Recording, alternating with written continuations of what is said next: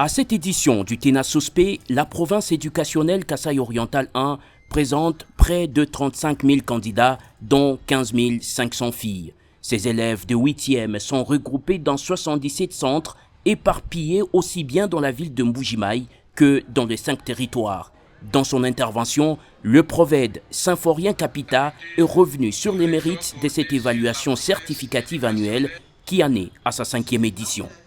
Son objectif est de dégager les profils psychologiques de l'élève et garantir son orientation juste et méritocratique, car il facilite à chaque enfant de la 8e de poursuivre les humanités ou les cycles professionnels dans la filière qui correspond à ses aptitudes, ses goûts et ses intérêts.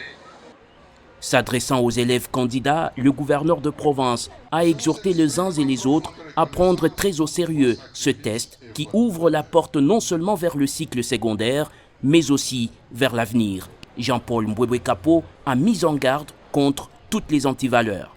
Le TENA-SOSPE est le premier pas vers cette armée des bâtisseurs. Ne la manquez pas par la tricherie ou le découragement. Avant de donner les coups d'envoi du TENA-SOSPE au Kasaï-Oriental, le vice-ministre de l'Éducation et Initiation à la nouvelle citoyenneté a salué les efforts du gouvernement dans ses sous-secteurs. Pour Théodore Kazadi, le TENA-SOSPE constitue une boussole, mieux un outil scientifique utile pour une meilleure orientation des élèves.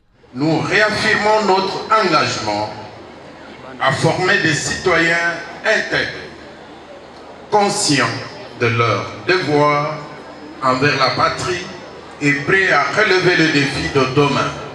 Accompagné du gouverneur de province, le vice-ministre de l'Éduc INC a visité quelques centres de passation de ce test national installés en Mbujimaï.